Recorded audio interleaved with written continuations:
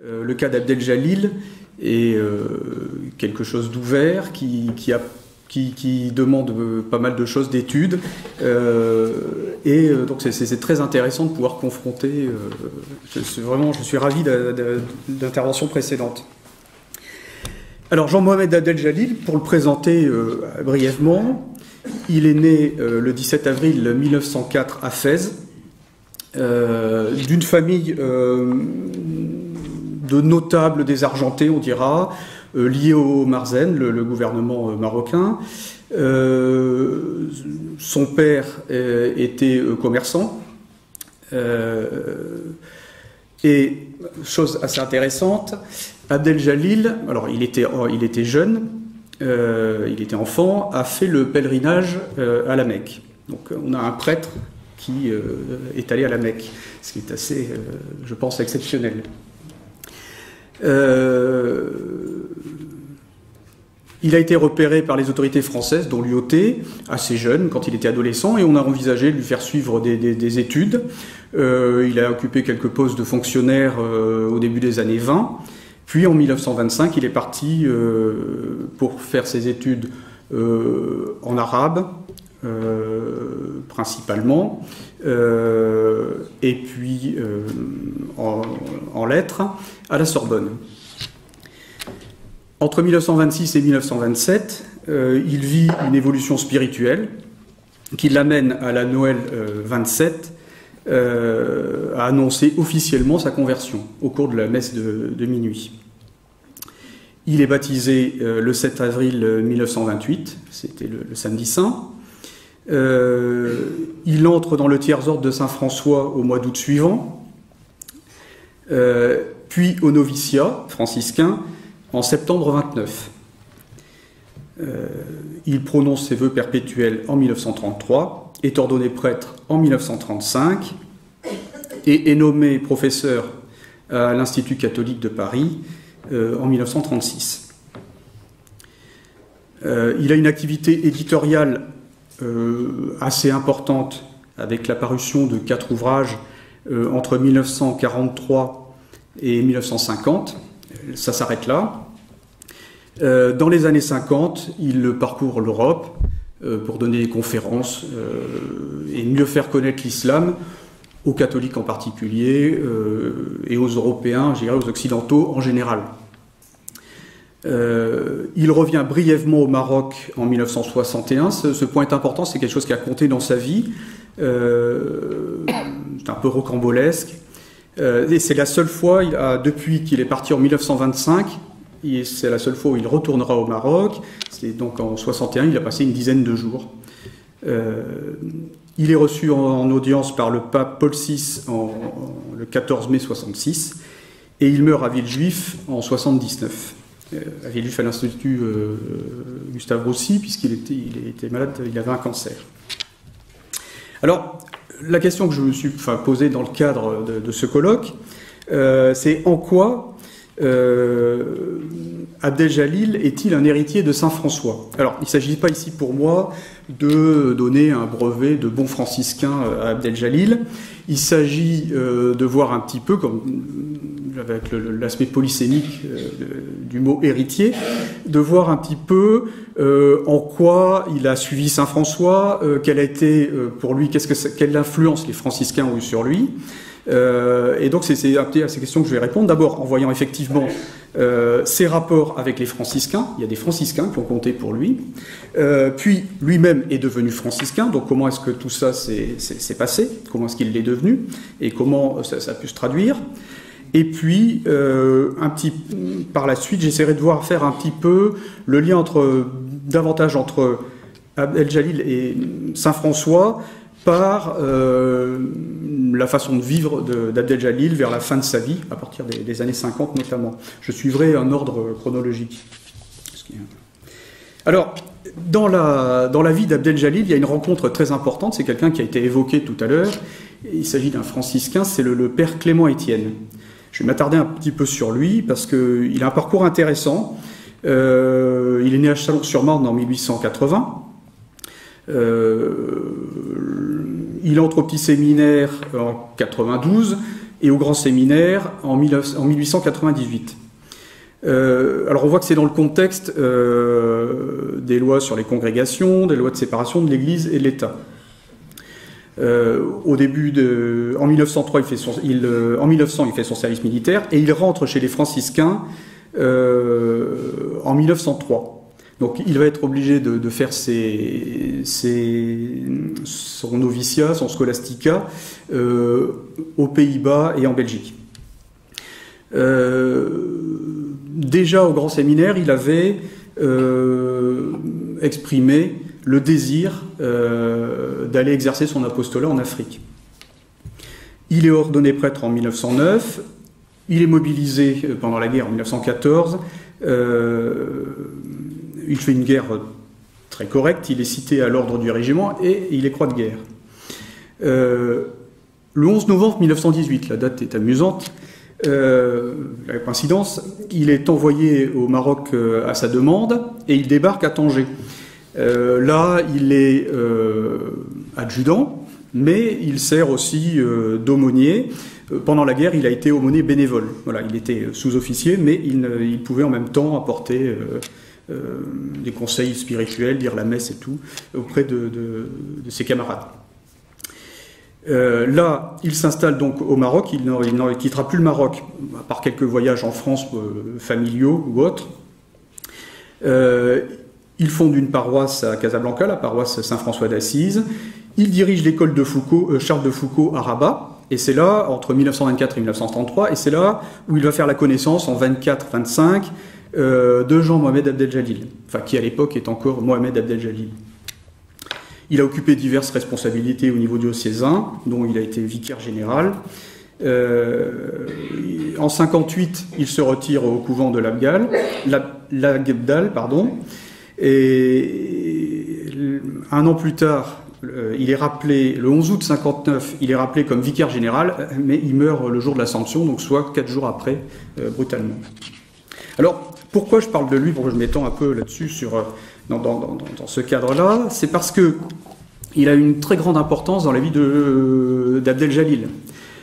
Abdel-Jalil, dans une lettre qu'il écrivait à Monseigneur Moulazadeh, un autre converti de l'islam, son aîné, il appelait le père Clément Étienne le cher père de son âme. Et il y avait vraiment une relation filiale entre le père Clément Étienne et Abdel-Jalil. Donc c'est quelqu'un qui a beaucoup compté. C'est son premier contact avec un chrétien et un homme d'église. Un contact sérieux, je dirais. Effectivement, il avait côtoyé des Français, il avait vu, il n'était pas isolé, mais là, il a un vrai contact, il y a une amitié qui naît et une certaine affection entre les deux.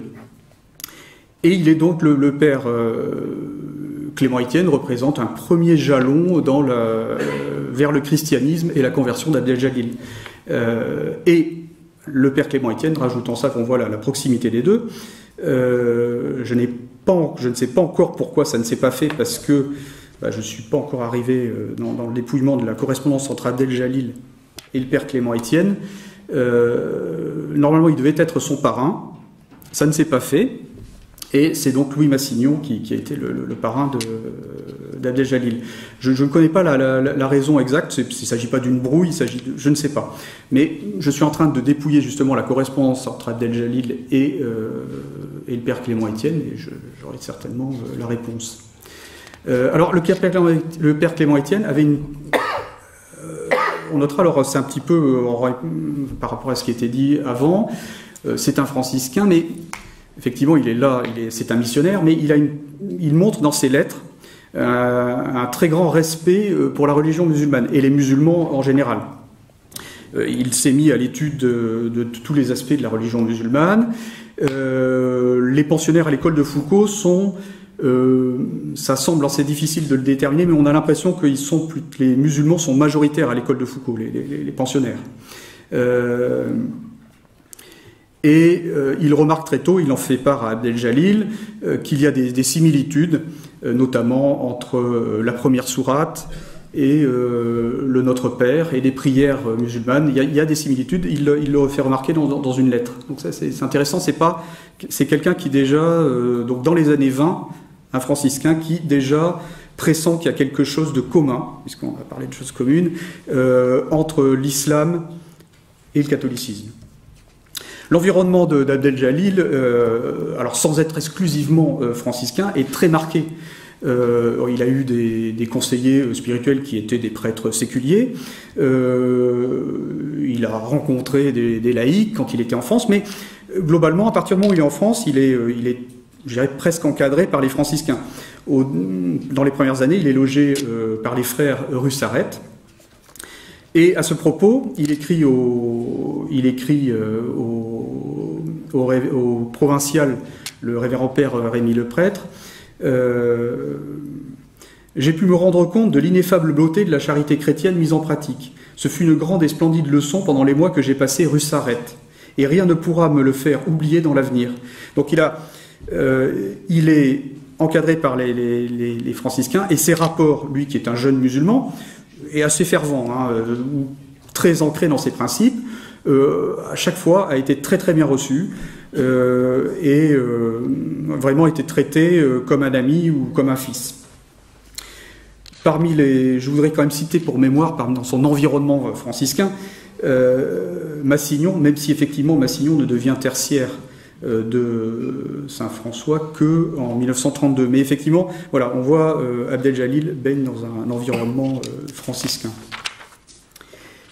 Du coup, il y avait des chances pour qu'il devienne lui-même franciscain un jour, mais enfin d'abord, il fallait qu'il se convertisse. Donc j'ai d'abord abordé la conversion. Alors, là, comme je voulais savoir un petit peu, je parle ici en voyant l'aspect héritier de Saint-François, chez Abdel Jalil, j'ai regardé un petit peu s'il y avait des similitudes dans leur conversion. Il y en a. Alors évidemment, il faut nuancer, ça n'est pas identique, mais il y a des choses qui sont intéressantes à voir. D'abord, tous les deux viennent d'une famille qui a quelque importance, ce sont des notables, voire, voilà. Tous deux sont des croyants. Voilà, il y a un terreau. Alors Saint-François, lui, effectivement, était chrétien. Abdel Jalil est musulman. On part de quelque chose, on part pas de rien. Il y a un événement déclencheur. Pour Saint-François, il a été immobilisé, fait prisonnier, etc. Des mois où il n'a pas eu une grande activité, il a pu réfléchir. Pour Abdel Jalil, l'élément déclencheur, à mon avis, c'est quand même le fait qu'il puisse venir en France faire ses études, donc il se coupe un petit peu du Maroc. Il y a chez eux, dans leur conversion, et ça c'est important chez Abdel Jalil, la recherche d'un plus grand accord à la volonté divine. En fait, chez Abdel Jalil, lorsqu'il se convertit, c'est important à voir, j'ai beaucoup trop travaillé ce sujet-là chez lui. Je me dis, pourquoi est-ce qu'il se convertit? Alors est-ce que c'est parce que c'est intéressant, parce qu'il va être plus français, parce qu'il veut s'assimiler? Il y a des gens qui lui ont dit ça, voilà. Ah, vous avez poussé l'assimilation un peu loin. C'est une réflexion qui lui a été faite. Pourquoi? Et au fond, la seule réponse que j'ai pu trouver, mais lui il l'exprime, donc c'est pour lui, devenir catholique est en quelque sorte le prolongement de son islam. C'est un épanouissement de son islam. Voilà. Il y a une continuité. Voilà. Il n'y a pas de rupture si franche que ça chez lui. Alors il y en a une pour l'extérieur, mais pour lui, il y a une sorte de continuité. Tous les deux renoncent, Saint-François, pour continuer sur la conversion, tous les deux renoncent à beaucoup. Un avenir professionnel, une vie assez bien balisée, pour Abdel Jalil, sa vocation universitaire, même si ça va se rattraper par la suite. Pour Saint-François, il abandonne sa vocation de chevalier. Et puis, il y a la coupure avec la famille et avec le milieu dans lequel ils ont vécu jusque-là. Voilà. Ça les oblige. Alors, Jean Saint-François, c'est par choix, évidemment. Abdel Jalil, c'est un peu plus subi. Mais il accepte ça avec un certain optimisme, je dirais. Il ne se rend pas bien compte, je crois aussi, des conséquences de sa... il s'en rend compte, mais il pense que ça va s'arranger. Voilà. Surtout avec sa famille. Abdel Jalil se met à vivre de mendicité parce que s'étant converti à l'islam, il n'a plus de bourse universitaire, il n'a plus rien pour vivre en France. C'est converti au catholicisme, pardon, lapsus. Donc s'étant converti au catholicisme, il ne peut plus bénéficier de bourse et il ne peut plus retourner au Maroc pour travailler. Donc il se retrouve en France, presque isolé. Alors, heureusement, il est bien entouré par les franciscains, il va être aidé, et puis par des Français auxquels il s'est lié. Voilà, mais il se trouve un peu dans la mendicité de devoir vivre aux dépens des autres. Voilà. Alors ça, il aurait pu s'arrêter là. Ça y est, je suis converti, je suis catholique, peut-être fonder une famille, avoir une vie d'universitaire par la suite, tout assez classique. Mais il ne s'arrête pas là. Et rapidement, il sent qu'il a la vocation franciscaine. Il rentre en noviciat, donc je l'ai dit, en 1929, il prononce ses vœux perpétuels en 1933. Donc le voilà devenu franciscain. À partir de là, évidemment, c'est le cursus normal, il fait ses études, il va au noviciat, il va au scholastica, il fait des études de théologie. Et en parallèle, on en a parlé tout à l'heure, il fonde la Ligue du Vendredi offerte pour la conversion des musulmans. Voilà. Alors, tout à l'heure, on en a un peu parlé du point de vue revue, etc., je dirais, là, moi, je vais vous en parler un petit peu de manière un peu plus administrative, je dirais. Voilà. Alors, c'est une œuvre assez originale, je dirais, qui n'est pas isolée. Il existe d'autres œuvres de ce type, soit à destination de prière à destination pour la conversion de musulmans ou d'autres peuples ou des gens venant d'autres religions. Alors, dès 1925, c'est très tôt, il était encore musulman, il avait été frappé par la coïncidence du vendredi. Alors, le vendredi a l'importance chez les chrétiens, la passion du Christ, et puis chez les musulmans, le vendredi, jour de la grande prière, jour très solennel, comme lui-même le dit, c'est le dimanche des musulmans. Il le dit pour l'expliquer aux Français catholiques.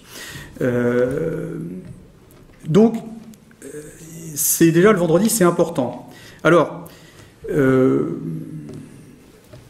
dès qu'il s'est converti, il a commencé à réfléchir, à prier pour les musulmans. La Ligue du Vendredi, c'est quelque chose qu'il a habité depuis assez longtemps. Donc, en 1927, dès 1927, après sa conversion, il réfléchit. Tiens, faudrait peut-être que je prie, peut-être que voilà. Il a quand même l'idée que ce qu'il a lui découvert, il faudrait que les autres, ses corélégionnaires, puissent le découvrir.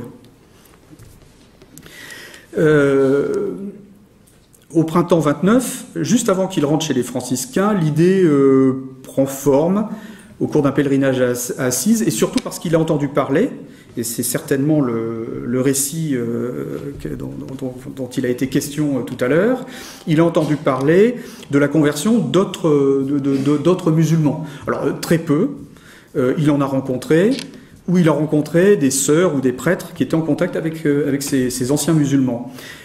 C'est très peu de monde, mais voilà, chez lui, ça éveille quelque chose. Et dès décembre 1929, il a écrit et il diffuse. Alors, j'ai pas réussi à avoir je pense que ça a été diffusé et puis ça doit être dans des greniers ou alors disparu.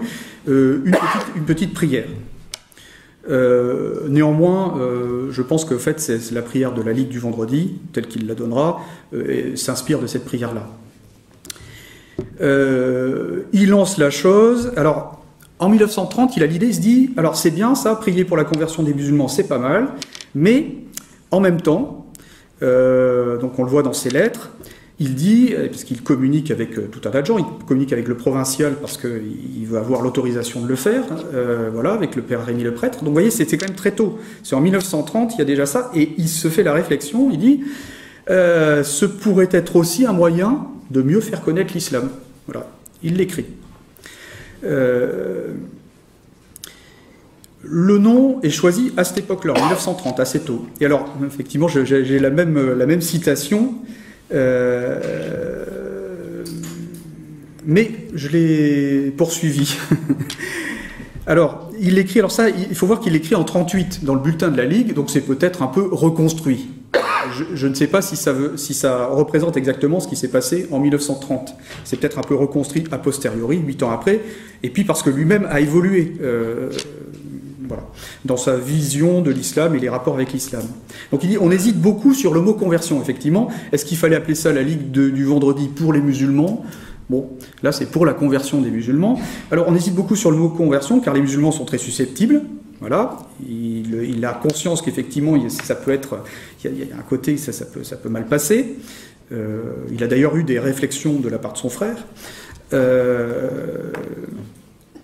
Mais ce mot n'a rien de blessant. C'est dans un esprit d'amour pour eux que nous désirons leur faire partager le don de Dieu dans son Christ et dans son Église. La vie divine communiquée aux enfants de l'adoption. Voilà. Donc, il explique bien, alors effectivement c'est un discours chrétien, à la limite on pourrait dire, si on dit les choses, il se donne bonne conscience, mais non, ça correspond réellement à sa pensée de ce point de vue-là. Oui, il faut convertir les musulmans, mais derrière, ce qu'il y a, c'est l'amour. Voilà. Il y a, c'est je veux qu'ils puissent connaître ce que j'ai connu moi, et que ils arrivent à la plénitude de leur islam, comme moi je suis arrivé à la plénitude de mon islam. Voilà ce qu'il dit. Donc la Ligue est approuvée par le cardinal Vianney en 1932.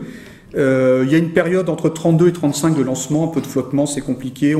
Il réfléchit aux différentes prières. Il en envoie à des gens, notamment à Monseigneur Moulazadeh à Rome. Il voit un petit peu ce qu'il peut faire. Et en 1935, c'est mûr. La Ligue est bien lancée. Donc, elle repose sur la prière et le sacrifice de son temps le vendredi. Le fonctionnement, c'est il y a des groupes de prière, et ces groupes de prière, les gens qui font partie de la Ligue du vendredi reçoivent la revue. Donc la revue au départ est un supplément aux missions franciscaines, et puis en 1940, on va comprendre pourquoi, ça se transforme en rubrique. Abdel Jalil en 1940 est en Savoie, il était malade, un problème avec ses poumons, et donc il était allé prendre le bonheur en Savoie. Et puis il s'est retrouvé bloqué là-bas. Avant de pouvoir rentrer à Paris, ce qui a été un peu compliqué parce qu'il y avait l'occupation, il a séjourné à Lyon. Et on voit en 1941 les statuts qui avaient été approuvés par le cardinal Verdier sont un peu retouchés en vue d'une approbation par le cardinal Gerlier à Lyon. Donc il y a une tentative de relance de la Ligue qui, de toute façon, n'a pas eu de suite, parce que la Ligue du vendredi disparaît de sa belle mort à ce moment-là. Enfin, en 1941, il y a une sorte de petit sursaut et c'est terminé. Je vais essayer d'aller vite, j'avais les statuts, mais c'est... Voilà. Alors, maintenant, après avoir vu un petit peu Abdel Jalil franciscain, voyons un petit peu Abdel Jalil et Saint François. Alors, je vais développer en 3 points, je vais être assez rapide. Il y a la prière de Saint François, beaucoup la connaissent, fais de moi, ô Seigneur, un instrument de ta paix. Et là, je pense que là, c'est pour Abdel Jalil, lui a été réellement un instrument de paix. Alors, d'abord, il permet la découverte, ça a été souligné précédemment par les catholiques, il permet la découverte par les catholiques qui sont assez ignorants, il s'en est aperçu de ce qu'est l'islam réellement.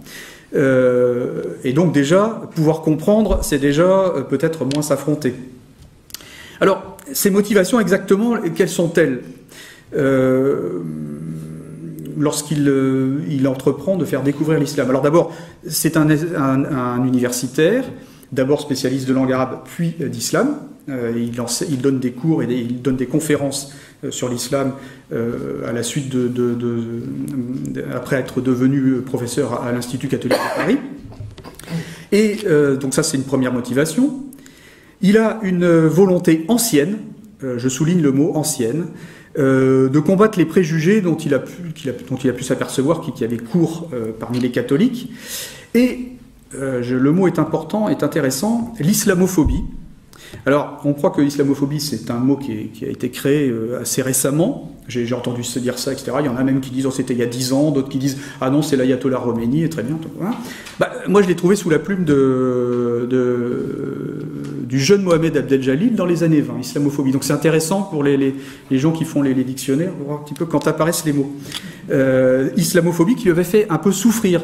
Alors pas parce qu'il se sentait brimé, mais parce que jeune musulman, même s'il était très ancré dans ses principes, je le redis, mais il avait quand même il a un certain désir de fraternité. Voilà, et il trouvait que ses préjugés allaient à l'encontre de ça. Et puis il voit bien que il voit que les musulmans enfin, il les perçoit comme mal compris. Il écrit au père Clément Étienne, d'ailleurs, en 1926, il est encore musulman, il serait plus profitable aux deux éléments, catholiques et musulmans, de ne pas accepter pour vérité indiscutable un bourrage de crâne, il le met entre guillemets, qui contribue plutôt à l'éloignement qu'au rapprochement. Voilà. Donc, les musulmans sont mal compris, il y a des préjugés, du coup, on n'arrivera jamais à s'entendre. Voilà. Alors, ce qui est démenti d'ailleurs par sa relation avec le père Clément Étienne. Eux ont réussi à se comprendre. Autre motivation, on est dans un contexte assez particulier. Je vais finir rapidement. En 1948, il a effectué un voyage au Proche-Orient. Il en est revenu avec un sentiment d'injustice envers le monde arabo-musulman. Donc on comprend en 1948 le contexte, etc. Il y a un basculement chez lui quand même qui s'opère. Et je dirais pour aller un peu vite, parce que j'ai pas trop de temps, il a une évolution, ça c'est d'un point de vue intellectuel, plutôt vers des idées plutôt terre-mondistes, je dirais. Voilà. Et il a le désir aussi de rétablir un certain équilibre. Donc c'est une autre motivation. Et de ce point de vue-là,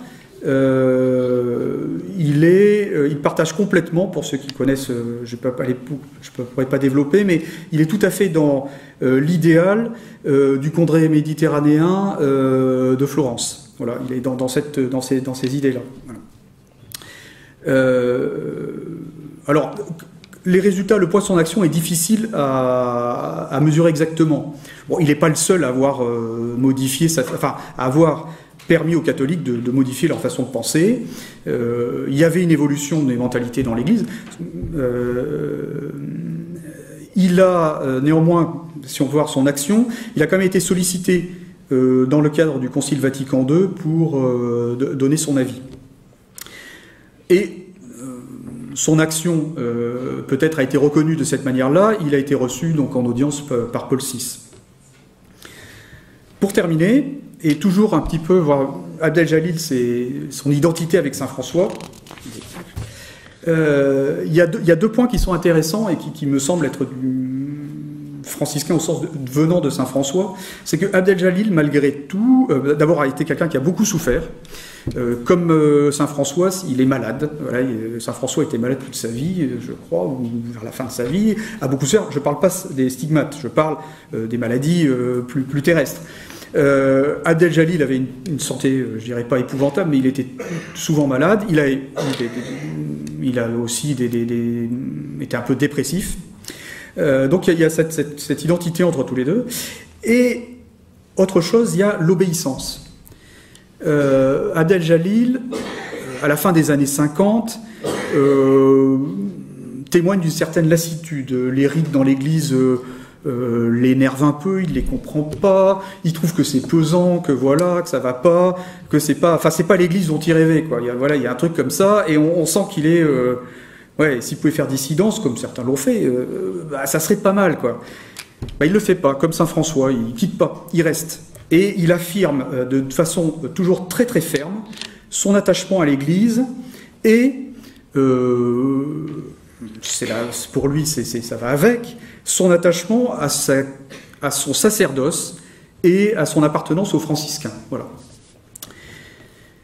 On a vu donc Abdel Jalil, héritier de Saint François. Je crois que la démonstration est faite, si j'ose dire, pas simplement parce qu'il était franciscain, mais dans sa vie, dans tout un tas d'aspects, c'est un héritier. Et au-delà, il y a quand même aussi cet appel qu'il a lancé aux aux catholiques. Je voudrais terminer par ça, une citation dans une lettre à Paul Moulazadeh en 1930, et je crois que c'est son message final qui reste, qui va vers le dialogue, envers les musulmans.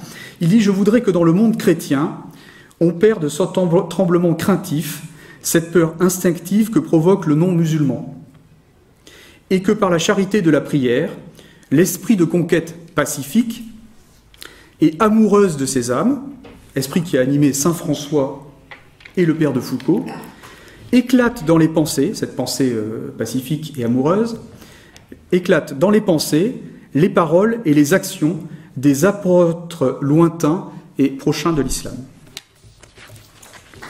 Merci.